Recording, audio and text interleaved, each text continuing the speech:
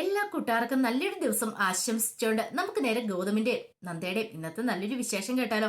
ഇന്നത്തെ വിശേഷത്തില് പിങ്കി റെസ്റ്റോറന്റിൽ നിൽക്കുന്ന സമയത്താണ് ഗീതു അങ്ങോട്ടേക്ക് വരുന്നത്. ഇങ്ങനെ ഗീതുവിനെ കണ്ടു കഴിഞ്ഞപ്പോഴത്തേന് പിങ്കി പറഞ്ഞു, ആഹാ ഗീതുവോ, അതെ ഒത്തിരി നന്ദിയുണ്ട് കേട്ടോ, അന്ന് ചെയ്തു തന്ന ഉപകാരം ഞാൻ ഒരിക്കലും മറക്കില്ല എന്ന് പറയണം. ഇത് കേട്ട് ഗീത ഒന്ന് പിങ്കിനെ ഒന്ന് നോക്കുകയാണ്. അപ്പോഴാണ് ഗൗതം വന്നിട്ട് ചോദിക്കുന്നത്, എന്തുപകാരോ പിങ്കി നിനക്ക് വേണ്ടി ഗീത ചെയ്തു തന്നേന്ന് ചോദിക്കാം. അതൊരിക്കലും പ്രതീക്ഷിക്കാത്ത കാര്യമായിരുന്നു. ഗൗതം ആ സമയത്ത് അങ്ങോട്ട് വരുമെന്നും തന്നോട് ഇങ്ങനെ ചോദിക്കുമെന്നും പിങ്കിയുടെ സ്വപ്നത്തിൽ പോലൊരു ചിന്തയില്ലായിരുന്നു. അല്ല അത് പിന്നെ ഗൗതം, അന്ന് പിന്നെ നിങ്ങളെല്ലാരും എന്നെ സംശയിച്ചല്ലോ. ആ സമയത്ത് ഗീതു പറഞ്ഞായിരുന്നല്ലോ, ഉം, ആ, ഞാനല്ല അതിന് ഉത്തരവാദി, ഞാനല്ല ഇവിടെ തട്ടിക്കൊണ്ട് പോയെന്ന്, അങ്ങനെയൊക്കെ പറഞ്ഞായിരുന്നല്ലോ. അത് അത് ആ ഉപകാരം ഞാൻ ഒരിക്കലും മറക്കില്ലെന്ന് പറഞ്ഞു. ഓഹോ, അങ്ങനെയാണോ എന്ന് ചോദിക്കുകയാണ്. ഇത് കേട്ട് കഴിഞ്ഞ് പിങ്കിയുടെ മുഖം ഇങ്ങോട്ട് താണു. സത്യം പറ പിങ്കി, നീ പറഞ്ഞ സത്യം തന്നെയാണോ എന്ന് ചോദിക്കുകയാണ്. ഇത് കേട്ടത് പിങ്കി പറഞ്ഞു, ഞാൻ എന്തിനാ കള്ളത്തരം പറയണേ, ഞാൻ കള്ളത്തരം ഒന്നും പറഞ്ഞിട്ടില്ല എന്ന് പറയാണ്. പിന്നീട് പിങ്കിയോട് ഗൗതം പറഞ്ഞു, അതെ ഗീതുവിനെ ഇപ്പൊ ഇങ്ങോട്ട് വിളിച്ചു വരുത്തിയ ആളാരാന്നറിയാവോ, ഈ ഞാൻ തന്നെയാ, ഞാൻ പറഞ്ഞിട്ടാണ് ഗീതു വന്നേന്ന് പറയാണ്. എന്തിനാ വന്നേന്ന് ഒരു പക്ഷേങ്കില് നിനക്ക് മനസ്സിലായി കാണില്ല, പക്ഷേങ്കില് എനിക്ക് നന്നായിട്ടറിയാം ഗീതു എന്തിനാ വന്നേന്ന്. അന്നത്തെ ദിവസം നീയാണ് ഇവരെ ലാബിലേക്ക് കൂട്ടിക്കൊണ്ട് പോയത്. പക്ഷെ നീ എന്നിട്ട് ഇവരോട് എന്താ പറഞ്ഞേ, ഒരിക്കലും അത് പറയരുത്, പുറത്ത് പറയരുത്. ഇത് കേട്ടത് പിങ്കി പറഞ്ഞു, നീയേ അങ്ങനൊന്നുമില്ല, ഞാൻ അങ്ങനൊന്നും പറഞ്ഞിട്ടൊന്നുമില്ല, ഇവര് വെറുതെ പറയുന്നതാന്ന് പറയാ, ഇവരെന്ന് എന്നെ അറിയത്തില്ലെന്ന് പറയുകയും ചെയ്തല്ലേന്ന് ചോദിക്കാം. ദേ കള്ളത്തരം പറയണ്ട. ഗീതു പറഞ്ഞു, അതെ എനിക്കൊരു അബദ്ധം പറ്റിപ്പോയതാ ഗൗതം സാർ, കേട്ടില്ല പറഞ്ഞത്. നീ ചെയ്ത ചതിക്കെല്ലാം അന്ന് ഗീതുവിന് കൂട്ടു നിൽക്കേണ്ടി വന്നു. അത് പക്ഷെ ഗീതുവിന് നിന്റെ സ്വഭാവം അറിയില്ലായിരുന്നു, അതുകൊണ്ട് പറ്റിയൊരു അബദ്ധമാ. പക്ഷെങ്കില് ഇപ്പൊ കള്ളത്തരങ്ങളെല്ലാം വെളിയിൽ വന്നു പറയാണ്. ഇനിയിപ്പൊ ഞാൻ കൂടുതൽ പറയിപ്പിക്കണമെന്ന് ചോദിക്കുക. ഇത് കേട്ട് കഴിഞ്ഞപ്പോഴത്തേനും പിങ്കിക്ക് എന്ത് ചെയ്യണമെന്ന് അറിയത്തില്ല. ഇനിയിപ്പൊ പിങ്കിയുടെ മനസ്സിലൊരു വിചാരം കാണുമായിരിക്കും, ഇവള് കള്ളത്തരം പറഞ്ഞാണ്. അങ്ങനെയാണെങ്കിൽ അന്നൊരു ദൃക്സാക്ഷിയും കൂടെ ഉണ്ടായിരുന്നു ആ ഒപ്പം തന്നെ, വിളിക്കട്ടെ എന്ന് ചോദിക്കുകയാണ്. പിന്നീട് രതീഷിനെ വിളിക്കുകയാണ്. രതീഷ് അങ്ങോട്ട് വന്നു. രതീഷിനെ കണ്ടപ്പോഴത്തേനും ആകെപ്പാടെ വെന്തുരുകിപ്പോയി പിങ്കി. തന്റെ കള്ളത്തരങ്ങൾ വീണ്ടും പൊളിഞ്ഞു പാളീസായിരിക്കുന്നു. രതീഷിനോട് ചോദിച്ചു, ഈ നിൽക്കുന്ന പിങ്കിയാണോ നിങ്ങളെന്ത് ലാബിലേക്ക് കൂട്ടിക്കൊണ്ട് പോയെന്ന് ചോദിക്കുക. അതെ ഇവര് തന്നെ ആ സ്ത്രീയാ, ഡോക്ടറെ വേഷം കണ്ട് ഞങ്ങളുടെ മുന്നിലേക്ക് വന്ന ഇവരാന്ന് പറയണം. കേട്ടോ പിങ്കി, ഇതിൽ കൂടുതൽ എന്തെങ്കിലും ഇനി അറിയാനുണ്ടോന്ന് ചോദിക്കുക നിനക്ക്. പിങ്കിയുടെ മുഖത്തെ രക്തം മൊത്തം വാർന്നു പോയ സ്ഥിതിയിൽ പിങ്കി ഇങ്ങനെ നോക്കി നിൽക്കുകയാണ്. പ്രേതത്തെ കണ്ട ഒരു അവസ്ഥയാ പിങ്കിയുടെ മനസ്സ്, പിങ്കിയുടെ മുഖത്ത് ഇങ്ങനെ തെളിഞ്ഞു കാണുന്നത്. പിങ്കിക്ക് അവിടെ നിന്ന് ഓടാനും പറ്റില്ല, നിൽക്കാനും പറ്റാത്തൊരവസ്ഥ. പിന്നീട് ഗൗതം പിങ്കിയോട് ചോദിച്ചു, ഇപ്പൊ എങ്ങനെയുണ്ട്, ഇപ്പൊ നിനക്ക് മനസ്സിലായെന്ന് ചോദിക്കാം. ഇതാ പറഞ്ഞേ, ഒരു സത്യത്തെ എത്ര എല്ലാ കാലത്തും എല്ലാവർക്കും മൂടി വെക്കാനായിട്ട് പറ്റത്തില്ല, അത് എപ്പോഴാണേലും പുറത്തു വരും പിങ്കി എന്ന് പറയാണ്. ഇതേ ഒരു കാര്യം ഞാൻ പറയാം, നിനക്ക് ഈ സമയത്ത് തന്നെ രാമേശ്വരം പോകണമെന്നല്ല നിന്റെ ആഗ്രഹം. ഇനി നീ പറ, നിനക്ക് രാമേശ്വരത്തും ധനുഷ്കോടിയിലും ഒക്കെ ഇപ്പൊ പോകണമെന്ന് ചോദിക്കുക. കൃത്യസമയത്ത് തന്നെ വിവരങ്ങൾ ഞാൻ അറിഞ്ഞുകൊണ്ട് രക്ഷപ്പെട്ടെന്ന് പറയാം. ഇത് കേട്ടപ്പോ പിങ്കി പറഞ്ഞു, വേണ്ട എനിക്ക് ഒരിടത്തും പോകണ്ടെന്ന് പറയാം. പക്ഷെ ഒരു കാര്യം എനിക്ക് ചെയ്തു തരണം, ഒരു കാരണവശാലും നന്ദ ഇതിനെക്കുറിച്ച് അറിയില്ലെന്ന് പറയാം. ഇത് കേട്ടതും ഗൗതം ചോദിച്ചു, നീ എന്താ നന്ദനെ കുറിച്ച് വിചാരിച്ചു വെച്ചിരിക്കുന്നേ, അവൾ വെറും പൊട്ടിയാന്നാ. ഈ കാര്യത്തെക്കുറിച്ച് ആദ്യം സംശയം പറഞ്ഞ അവളായിരുന്നു. അന്നേ അവൾക്ക് സംശയം ഉണ്ടായിരുന്നു, പക്ഷെ ഞാനത് കാര്യമായിട്ട് എടുത്തില്ല. പിന്നീട് അവളാണ് ഇതെല്ലാം കണ്ടെത്തിയ ആള്, അറിയാലോ. അവൾക്ക് ഇങ്ങോട്ട് വരാൻ താല്പര്യമില്ല, അവൾ കാറിനകത്ത് ഇരിക്കുന്നുണ്ട്. നിന്റെ ഈ മുഖം കാണാൻ താല്പര്യം ഇല്ലാത്തതുകൊണ്ട് മാത്രമാണ് അവൾ കാറിനുള്ളിൽ ഇരിക്കണേന്ന് പറയാണ്. ഇത് കേട്ടതും പിങ്കിക്ക് പിന്നെ എന്ത് ചെയ്യണമെന്ന് അറിയത്തില്ല.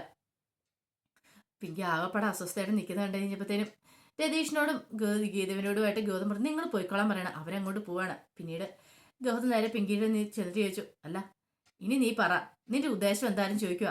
ഇത് കേട്ടോ പിങ്കി പറഞ്ഞു, അത് പിന്നെ എനിക്ക് നിങ്ങളോട് ഇഷ്ടം ഉണ്ടായിട്ടോ. ഓഹോ, ഇതിനാണോ പിങ്കി ഇഷ്ടം എന്ന് പറയണേ, നീ ചതിയല്ലേ ചെയ്തേ, സരോഗസിക്ക് വേണ്ടിയിട്ട് നീ അവരെ മാറ്റിയത് നീ ഏറ്റവും വലിയ ചതിയല്ലേ ചെയ്തേ. എന്നാൽ ഈ ക്രൂരത ഞങ്ങളോട് വേണ്ടായിരുന്നു, എന്തിനു വേണ്ടിയാ നീ ഇതൊക്കെ ചെയ്തേന്ന് ചോദിക്കാം. എനിക്ക് ഇഷ്ടമായതുകൊണ്ട്. നിന്റെ ഇഷ്ടം പോലും. ഇങ്ങനെയാണോ പിങ്കി നീ ഓരോ ഇഷ്ടങ്ങൾ നേടിയെടുക്കാൻ ശ്രമിക്കുന്നേ? ഒരു കാര്യം ഞാൻ പറഞ്ഞേക്കാം, ഇത് വെറുതെ വിടാൻ ഞാൻ ഉദ്ദേശിച്ചിട്ടില്ലെന്ന് പറയാം. ഇത് കേട്ടോ പിങ്കി പറഞ്ഞു, അതെ ദൈവത്തെ ഓർത്ത് ഗൗതം ഇത് ആരോടും പറയരുത്, ഇന്ത്യവരത്തിൽ ആരോടും പറയരുതെന്ന് പറയാം. പിങ്കിക്ക് പേടിയാ, അറിഞ്ഞു കഴിഞ്ഞിട്ടുണ്ടെങ്കിൽ ഇനിയിപ്പൊ എന്താ സംഭവിക്കാൻ പോകുന്ന അറിയത്തില്ല, അപ്പൊ അതുകൊണ്ട് ആരോടും പറയരുതെന്ന് പറയണം. ഗൗതം പറഞ്ഞു, ഞാൻ പറയത്തില്ല, പക്ഷെ ഒരു കാര്യമുണ്ട്, ആ രാമേശ്വരം ധനുഷ്കോടി ആ ട്രിപ്പ് അങ്ങോട്ട് മനസ്സിൽ നിന്ന് അങ്ങോട്ട് മാറ്റി കളഞ്ഞേക്കാൻ പറയാം. ഇല്ല, ഇനി ഞാൻ അതിനെക്കുറിച്ച് പറയത്തേ ഇല്ലെന്ന് പിങ്കി പറയാം. പിന്നീട് ഗൗതം പറഞ്ഞു, എന്നാ ബാ വന്ന് കാറിൽ കയറ്, നന്ദ ആ കാറിനകത്ത് ഇരിപ്പുണ്ട്, നമ്മൾ ഒരുമിച്ചാ പോണേന്ന് പറയാണ്. അങ്ങനെ പിങ്കിനെ കൂട്ടിക്കൊണ്ട് അങ്ങോട്ടേക്ക് പോവാണ്. ഈ സമയത്ത് ആകെപ്പാടെ ടെൻഷൻ അടിച്ച് ഇങ്ങനെ പവിത്ര ഇരിക്കുക. അപ്പൊ അരുൺ നല്ല ഉറക്കമാണ്. അരുണിന്റെ കാലിലേക്ക് കെട്ടിപ്പിടിച്ചിടുന്ന പൊട്ടിക്കരയാണ് പവിത്രയ്ക്ക് സങ്കടം സഹിക്കാൻ പറ്റുന്നുണ്ടായിരുന്നില്ല. കരഞ്ഞ് കരഞ്ഞ് അരുണിന്റെ കാലൊക്കെ നനയാൻ തുടങ്ങി. പെട്ടെന്ന് അരുൺ ഇങ്ങനെ ഉറക്കത്തിൽ നിന്ന് ഞെട്ടി ഉണരുവാണ്. നോക്കി കഴിഞ്ഞപ്പോഴത്തേനും കാലിലേക്ക് കെട്ടി വീണ് കിടന്ന് കരയണ പവിത്രനെ കാണുന്നേ. പെട്ടെന്ന് അവനും ചാടി എഴുന്നേക്കുവാണ്. പവിത്ര, ഇതെന്താ? നിനക്കിത് എന്ത് പറ്റിയെന്ന് ചോദിക്കുക. എനിക്കൊന്നുമില്ല അരുണേട്ടാന്ന് പറയാം. നിനക്ക് എന്തോ ഉണ്ട്, എന്തോ കാര്യമായിട്ട് സംഭവിച്ചിട്ടുണ്ട്, കാര്യം എന്താന്ന് പറ. എന്റെ പവിത്ര ഇങ്ങനെയല്ല എന്ന് എനിക്കറിയാം. ഇന്ന് വരെ എന്നോട് ഒരു മുഖം കറുപ്പിച്ചൊരു വാക്ക് പോലും നീ പറഞ്ഞിട്ടില്ല. പക്ഷെ നീ ആദ്യമായിട്ട് എങ്ങനെയൊക്കെ പെരുമാറുന്നേ. അതിനർത്ഥം നിന്റെ മനസ്സിൽ നീ എന്തോ ഒരു കാര്യം ഒളിപ്പിക്കുന്നുണ്ട്. എന്താണെങ്കിലും എന്നോട് തുറന്നു പറയുന്നത് പറയാ. ഇത് കേട്ടതും പവിത്ര പറഞ്ഞു, ഒന്നുമില്ല അരുണേട്ടാ, നീ കള്ളത്തരം പറയണ്ട. എനിക്കറിയാം നിന്റെ മനസ്സിൽ എന്തോ ഒരു മുറിവുണ്ട്. ആ മുറിവ് എന്താന്ന് എന്നോട് പറഞ്ഞാൽ മതി. നമുക്ക് പരിഹാരം ഉണ്ടാക്കാൻ പറ്റുന്ന കാര്യമാണെങ്കിൽ പരിഹാരം ഉണ്ടാക്കാന്ന് പറയാം. പവിത്ര പറഞ്ഞു, അതെ, ഒരു കാര്യം ചെയ്താൽ മതി. ഇനി അരുണായിട്ട് എനിക്ക് ഡിവോഴ്സ് തന്നാൽ മതി. അത് മാത്രം ഇതിൻ്റെ ഒരു പരിഹാരമുള്ളൂ. ഞാൻ നോക്കിയിട്ട് വേറൊരു പരിഹാരം ഇല്ലെന്ന് പറയണം. നീ എന്തൊക്കെയാ പറയണമെന്ന് ചോദിക്കാം. അതെ അരുണേട്ടാ, എനിക്ക് ഡിവോഴ്സ് വേണം, അത് മാത്രമുള്ളതെന്ന് പറഞ്ഞുകൊണ്ട് അവിടെ ഇരുന്ന് പവിത്ര പൊട്ടിക്കരയുവാണ്. അരുണിനെ എന്ത് ചെയ്യണമെന്ന് അറിയത്തില്ല. എന്തോ ഒരു സംഭവം പവിത്രയുടെ ഉള്ളിലുണ്ടെന്ന് മനസ്സിലായി. ആ സമയത്ത് ആകെപ്പാട് ടെൻഷൻ അടിച്ച് ഇങ്ങനെ ലക്ഷ്മിയമ്മ ഇരിക്കുക. ഇതുവരെയായിട്ടും നന്ദ ഗൗതം ഒന്നും പുറത്തു പോയിട്ട് വന്നില്ല. ഈ കുട്ടികൾ ഇത് എവിടെ പോയെന്നോർത്ത് ഇങ്ങനെ ഇരിക്കുന്ന സമയത്ത് മഹേശ്വരൻ വന്നിട്ട് ചോദിച്ചു, എന്താ ഭയങ്കര ഒരു ആലോചനയാണല്ലോ എന്ന് പറയാണ്. ഒന്നുമില്ല, എന്താ കാര്യമായിട്ടുണ്ടോ, എന്താ? അല്ല, അത് പിന്നെ കുട്ടികൾ ഇതിലായിട്ടും പുറത്തു പോയിട്ട് വന്നിട്ടില്ല. കുട്ടികളെ? ഏത് കുട്ടികളെ? അവര് നിന്നോടൊപ്പം ആയി, എന്നിട്ടാണോ എപ്പോഴും കുട്ടികള്? അതെന്ന് പറഞ്ഞാലേ, മക്കൾ എത്ര വലുതായാലും അമ്മമാർക്ക് അവരെപ്പോഴും കുട്ടികൾ തന്നെയാ. അതറിയത്തില്ലെന്ന് ചോദിക്കുക. അതറിയാം, പ്രത്യേകിച്ച് നിന്റെ കാര്യത്തില് നിനക്ക് ഇച്ചിരി ടെൻഷനും വേദനയും കൂടുതലാണല്ലോ. അതുകൊണ്ട് അവരിപ്പോഴും ഇങ്ങോട്ട് എത്തുമെന്ന് പറയാണ്. അതെ, മഹേടനൊന്ന് വിളിച്ചു നോക്കിയേ, ഇതുവരെയായിട്ട് എന്നാ വരാത്തേന്ന്. ഞാൻ വിളിക്കാം എന്നും പറഞ്ഞ് ഫോൺ എടുക്കാൻ തുടങ്ങുമ്പോഴത്തേനുമാണ് ഗൗതമും നന്ദയും പിങ്കിയും കൂടെ അങ്ങോട്ട് വരുന്നത്. അവരെ കണ്ടത് മഹേന്ദ്രൻ പറഞ്ഞു, ഇപ്പൊ പറഞ്ഞിട്ട് നാവടെ നിങ്ങോട് വെച്ചോളൂ, എവിടെ പോയി എങ്ങനെ പോയെന്നൊക്കെ. അത്രമാത്രം ടെൻഷനാ ലക്ഷ്മിക്ക്, നിങ്ങൾ എവിടെയെങ്കിലും പോയിട്ടുണ്ടെങ്കിൽ എന്ന് പറയണം. നന്ദ പറഞ്ഞു, ഞങ്ങൾ എവിടെ പോകാനാമേ, ഞങ്ങൾ ഇങ്ങോട്ട് വന്നില്ലെന്ന് ചോദിക്കാം. ഇത് കേട്ടൻ ഗൗതം പറഞ്ഞു, അത് ശരിയാ. അങ്ങനെ സംസാരിച്ചുകൊണ്ടിരിക്കുന്ന സമയത്ത് പിങ്കിയുടെ മുഖം കടന്നൽ കുത്തിയ പോലെ പെട്ടെന്ന് ലക്ഷ്മി വെച്ച്, ഇതെന്ത് പറ്റി പിങ്കിമോൾക്ക്? പിങ്കിമോളുടെ മുഖം എന്താ വല്ലായിരിക്കണമെന്ന് ചോദിക്കാം. മഹേശ്വരൻ പറഞ്ഞു, അത് ശരിയാണല്ലോ എന്ന് പറയാണ്. എന്താടാ, ഇനിയിപ്പോ രാമേശ്വരൻ ട്രിപ്പ് പോകുന്നതിനെ കുറിച്ച് എന്തെങ്കിലും വഴക്കെന്തെങ്കിലും ഉണ്ടാക്കിയോന്ന് ചോദിക്കുക. ഇത് കേട്ട് കഴിഞ്ഞപ്പോഴത്തേനും ഗൗതം പറഞ്ഞു, രാമേശ്വരൻ ട്രിപ്പ് ഞങ്ങൾ ക്യാൻസൽ ചെയ്തെന്ന് പറയണേ. ക്യാൻസൽ ചെയ്ത്? അതെന്താ? പിങ്കിമോൾ ഒത്തിരി ആഗ്രഹിച്ചുള്ള രാമേശ്വരൻ പോകണം എന്നുള്ള കാര്യം. ലക്ഷ്മിയും പറഞ്ഞു, അങ്ങനെ പറഞ്ഞല്ലേ, പിന്നെ എന്ത് പറ്റി പെട്ടെന്ന് ക്യാൻസൽ ചെയ്യാനായിട്ട്?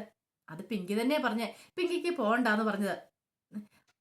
അല്ലേ പിങ്കി, സത്യം പറ. ഇനിയിപ്പൊ പിങ്കി അത് എല്ലാവരും തുറന്നു പറഞ്ഞില്ലെങ്കിൽ ഇവരെല്ലാവരും എന്നെ തെറ്റിയായിരിക്കും. ഞാൻ എന്തോ കാണിച്ചെന്ന് പറഞ്ഞിട്ടാ പിങ്കി പോകാത്തെന്ന്. പിങ്കി എല്ലാവരും തുറന്നു പറ എന്ന് പറയണം. അവസാനം പിങ്കി പറഞ്ഞു, എനിക്ക് ഒരിടത്തേക്കും പോകണ്ടെന്ന് പറഞ്ഞിട്ട് പിങ്കി ദേഷ്യപ്പെട്ട് അങ്ങോട്ട് പോവാണ്. മഹേശ്വരൻ ചോദിച്ചു, ഇത് എന്താണ് അത്? ഇതെന്താ ഇങ്ങനെയൊക്കെ? നീ എന്തായാലും പറഞ്ഞോന്ന് ചോദിക്കാം. ഞാനെന്ത് പറയാനായിട്ട്? ഞാനൊന്നും പറഞ്ഞില്ല, അവള് തന്നെ പോകണ്ടെന്ന് പറഞ്ഞെന്ന് പറയാ. നന്ദ പറഞ്ഞു, പിങ്കിയുടെ ഇഷ്ടമല്ലേ പിങ്കി പോകണ്ടെന്ന് പറഞ്ഞ പിന്നെ നമുക്ക് നിർബന്ധിക്കേണ്ട കാര്യമുണ്ടോ എന്ന് ചോദിക്കുവാണ്. ഇതും പറഞ്ഞിട്ട് ഗൗതമും നന്ദയും കൂടെ അങ്ങോട്ട് കയറിപ്പോ. ഈ സമയം മഹേശ്വരൻ ലക്ഷ്മിയോട് ചോദിച്ചു, ഇതെന്ത് പറ്റി? പിങ്കി ആണെങ്കിൽ പോവാനായിട്ട് വെപ്രാളം കൂട്ടിയിരുന്നല്ലേ? ലക്ഷ്മി പറഞ്ഞു, ഒരു പക്ഷെങ്കിൽ അവൾക്ക് വല്ല വൈയായികം കാണുമായിരിക്കും, ഇത്ര ദൂരെ യാത്ര ചെയ്തൊക്കെ പോകണ്ടേ, അതുകൊണ്ടായിരിക്കും ഇനിയിപ്പോ പോകണ്ടെന്ന് വെച്ചിരിക്കണെന്ന് പറയാം. ചിലപ്പോൾ ശരിയായിരിക്കും, അതുകൊണ്ടായിരിക്കും എന്ന് പറയാണ്. പിന്നീട് നന്ദ ഇങ്ങനെ ആലോചിച്ചുകൊണ്ട് പോയി നിൽക്കുകയാണ്. നന്ദയുടെ മനസ്സിലേക്ക് പല പല ചിന്തകളൊക്കെ കടന്നു വന്നുകൊണ്ടിരിക്കുക. കാരണം അവളെ സരോഗസിക്ക് വേണ്ടിയിട്ട് പിങ്കി മനഃപൂർവ്വം ചെയ്ത കാര്യങ്ങൾ അന്നേ തനിക്ക് സംശയം ഉണ്ടായിരുന്നു. എന്നാലും അവൾ ഇത്രയ്ക്ക് ക്രൂരയാണെന്ന് ഒരിക്കലും വിചാരിച്ചിരുന്നില്ല. അങ്ങനെയൊക്കെ ചിന്തിച്ചുകൊണ്ടിരിക്കുന്ന സമയത്താണ് ഗിരിജ അങ്ങോട്ട് വരുന്നത്. ഗിരിജ വന്നപ്പോഴും പെട്ടെന്ന് നന്ദ ഞെട്ടിപ്പോയി. ഗിരിജ ചോദിച്ചു, എന്താ അന്തേ നീ ഞെട്ടിപ്പോയെന്ന് ചോദിക്കുക. അത് പിന്നെ ഒന്നും വിളിക്കുക പോലും ചെയ്യാതെ പെട്ടെന്ന് ഓടി മുന്നിലേക്ക് വന്നിട്ടുണ്ടെങ്കിൽ ആരാളും ഞെട്ടിപ്പോകത്തില്ലെന്ന് ചോദിക്കുക. നീ ഭയങ്കര ധൈര്യശാലിയും ബുദ്ധിശാലിയാന്നൊക്കെയാണല്ലോ പറയണേ, പിന്നെ നീ എങ്ങനെ ഞെട്ടണമെന്ന് ചോദിക്കും. അതെ, ഞാൻ ധൈര്യശാലിയും ബുദ്ധിശാലിയൊക്കെ തന്നെയാ. കാരണം ധൈര്യമുള്ള ഒരച്ഛൻ്റെ മോള് തന്നെയാണ് ഞാനെന്ന് പറയാണ്. ഒരു പോലീസുകാരൻ്റെ മോളല്ലേ, അപ്പൊ പിന്നെ എനിക്ക് ആ ധൈര്യം കാണാതിരിക്കില്ലോ എന്ന് പറയാം. പിന്നെ എന്നിട്ടാണോ നീ പേടിച്ചു പോയെന്ന് ചോദിക്കുക. ഞാൻ പേടിച്ചൊന്നുമല്ല, അത് ഗിരിച്ചിട്ടിക്ക് വെറുതെ തോന്നുന്നാന്ന് പറയാണ്. പിന്നീട് ഗിരിജ പറഞ്ഞു, നീ വലിയ ആളാന്ന് പറയുന്നു, പക്ഷെ പറഞ്ഞിട്ട് കാര്യമില്ലോ എന്ന് പറയാണ്. ഇത് കേട്ടെന്ന് നന്ദ പറഞ്ഞു, ഗിരിച്ചിട്ട് മനസ്സിൽ എന്തൊക്കെയോ വെച്ചോണ്ടാ പറയാനായിട്ട് ഇങ്ങോട്ട് വന്നിരിക്കുന്നത്. വെറുതെ എന്നെ വിട്ടേക്ക്, എനിക്ക് ഗിരിച്ചിട്ടോട് വഴക്കുണ്ടാക്കാൻ ഒട്ടും താല്പര്യമില്ലെന്ന് പറയാണ്. പിന്നെ ഇനി എന്തെങ്കിലും വഴക്കുണ്ടാക്കാൻ അത്ര ഇതിലാണെങ്കിലും ഒരു കാര്യം ചെയ്യാം, പിന്നെ വരാൻ പറയണം. ഇത് കേട്ട് കഴിഞ്ഞപ്പോഴത്തേനും ഗിരിജ പറഞ്ഞു, നീ വലിയ ആളാണല്ലോ പറയുന്നത്. ഈ വീട്ടിലെ എല്ലാവർക്കും നിന്നെ ഭയങ്കര കാര്യമാണല്ലോ. അതെ, അത് ദൈവാധീനം കൂടെ ഉള്ളതുകൊണ്ടാ. ദൈവം എൻ്റെ കൂടെ ഉള്ളതുകൊണ്ടാ. കാരണം എപ്പോഴും എല്ലാ ആപത്തിൽ നിന്ന് ദൈവം എന്നെ രക്ഷിച്ച് ഇവിടം വരെ എത്തിച്ചു വെച്ചിരിക്കുന്നത് എന്ന് പറയണം. ഓ അങ്ങനെയാണോ? പക്ഷെ ഈ ദൈവം നിന്നോട് കനിയുന്നില്ലോ. കാരണം അത്രയ്ക്ക് നിന്നോട് ഇഷ്ടമുള്ള ദൈവമാണെങ്കിൽ നിനക്ക് ഒരു കുഞ്ഞിനെ പ്രസവിക്കാനുള്ള ഇത് തരാത്ത എന്തുകൊണ്ടാ ദൈവം? അങ്ങനെ ദൈവത്തിന് ഇഷ്ടമുണ്ടെങ്കിൽ നിനക്ക് ഒരു കുഞ്ഞിനെ കൂടെ തന്ന് ദൈവം അനുഗ്രഹിക്കത്തില്ലെന്ന് ചോദിക്കുക. ഇത് കേട്ടത് നന്ദയ്ക്ക് വല്ലാത്ത സങ്കടമായി. നിനക്ക് ഒരിക്കലും ജീവിതത്തിൽ പ്രസവിക്കാൻ പോലും പറ്റില്ല. സരോഗസിക്ക് വേണ്ടിയിട്ട് വേറെ ഒരു ഗർഭപാത്രം വാടകയ്ക്ക് എടുക്കേണ്ട വന്നു. ദൈവത്തിന് ഇഷ്ടമാണ് പോലും അവളോട്. എടി നിന്നെ ദൈവത്തിന് കണ്ണെടുത്താൽ കാണത്തില്ലാത്തോണ്ടാ. അല്ലെങ്കിൽ ഒരു കുഞ്ഞിനെങ്കിലും പ്രസവിക്കാനുള്ള കഴിവ് നിനക്ക് തരത്തില്ലായിരുന്നോ? അതൊക്കെ മറ്റവന്റെ വയറ്റ് ചുമക്കേണ്ട കാര്യം ഉണ്ടായിരുന്നു എന്ന് ചോദിക്കുകയാണ്. അതും കൂടെ കേട്ടുകഴിഞ്ഞപ്പോൾ നന്ദയ്ക്ക് സങ്കടമായിപ്പോയി. നന്ദയുടെ കണ്ണ് രണ്ടും നിറഞ്ഞു. കാരണം വേറെന്ത് സഹിക്കും? ഒരു പ്രസവിക്കാനായിട്ട് ഒരിക്കലും പറ്റില്ല എന്നൊക്കെ ഒരു സ്ത്രീയുടെ മുഖത്ത് നോക്കി പറഞ്ഞു കഴിയുമ്പോഴത്തേനും അവർക്ക് എത്രമാത്രം വേദന ഉണ്ടാവും. ആ മനസ്സ് വല്ലാതെ വിങ്ങുമല്ലോ. നന്ദയുടെ കണ്ണ് നിറഞ്ഞ് ഒഴുകാൻ തുടങ്ങി. അതെ, നിനക്കിട്ട് ദൈവം തന്ന പണിയാടിയത്. കാരണം എന്റെ പിങ്കിമോളുടെ കാലിൽ തന്നെ നിനക്ക് അവസാനം വീഴേണ്ട വന്നു. കണ്ടു, പിങ്കിമോൾ നല്ല ഒന്നാമതൊരു കുഞ്ഞിനെ പ്രസവിക്കും. പിന്നെ പ്രസവിച്ച് കഴിയുമ്പോൾ കുഞ്ഞിനെ തരണോ വേണ്ടോ എന്നൊക്കെ അവളെല്ലാം തീരുമാനിക്കണമെന്ന് പറയാം. ഇതൂടെ കേട്ട് കഴിയുമ്പോൾ തന്തയ്ക്ക് ദേഷ്യമാണോ സങ്കടമാണോ എന്താ ചെയ്യേണ്ടതെന്ന് അറിയത്തില്ല. ദേ നിന്റെ കയ്യിലിരിപ്പ് കൊണ്ട് മാത്രം എങ്ങനെ സംഭവിച്ചിരിക്കുന്നത്? നീ ആ എല്ലാത്തിനും കാരണക്കാരി. ഗൗതത്തിനെ അടിച്ചെടുത്തപ്പോൾ നീ ഓർത്തില്ല ഇങ്ങനെ ദൈവം നിനക്കൊരു ശിക്ഷ തരുമെന്ന്. അല്ലെങ്കിലും പിങ്കിയും ഗൗതമോനും ആയിരുന്നു നന്നായിട്ട് ചേരുന്നത്. അതിന്റെ ഇടയ്ക്കിലേക്ക് നീ വലിഞ്ഞു കയറി വന്നു എന്നൊക്കെ പറഞ്ഞുകൊണ്ട് ഗിരിജ വളരെ മോശമായ രീതിയിൽ പറഞ്ഞുകൊണ്ടിരിക്കുകയാണ്. കുറെ സമയം കഴിഞ്ഞപ്പോൾ നന്ദ കണ്ണിരണ്ട് നിറഞ്ഞൊഴിക്കുക. എന്നിട്ടും ഗിരിജ വിടാനായിട്ട് കൂട്ടാക്കില്ല. നന്ദ ഒന്നും തിരിച്ചു പറഞ്ഞില്ല. പിന്നീട് പറഞ്ഞു, നിനക്കിനി ഇവിടെ നിന്നിട്ട് വലിയ പ്രയോജനമൊന്നും തോന്നില്ല. എത്രയും പെട്ടെന്ന് ഇവിടുന്ന് പോകുന്നതായിരിക്കും നിനക്ക് നല്ലത് എന്നൊക്കെ ഗിരിജ പറഞ്ഞിട്ട് അങ്ങോട്ട് തിരിയുമ്പോഴത്തേനുമാണ് ആ കാഴ്ച കാണുന്നത്. ഇതെല്ലാം കേട്ട് ലക്ഷ്മിയമ്മ ഇങ്ങനെ നിൽക്കുക. ഒരു നിമിഷം ഗിരിജ ഒന്ന് ഞെട്ടി. പെട്ടെന്ന് ഗിരിജ ലക്ഷ്മി ഞാൻ എന്താ എന്നെ കണ്ട് മനസ്സിലായില്ലേ ഗിരിജയ്ക്ക് നിൽക്കുക? അല്ലാതെ പിന്നെ ഞാൻ നന്ദേമോളോട് കുറച്ച് സംസാരിക്കുമായിരുന്നു. കുറച്ച് സംസാരം ഞാനും കേട്ടെന്ന് പറയണം. ഇത് കേട്ടത് ലക്ഷ്മിയുടെ മുഖത്താണ് അടിയേറ്റവല്ലേ പോയി. ലക്ഷ്മി അത് അല്ല ഗിരിജ അത് പ്രതീക്ഷിച്ച കാര്യമായിരുന്നില്ലല്ലോ ലക്ഷ്മി ഇങ്ങനെ വന്ന് നിൽക്കുമെന്നുള്ളത്.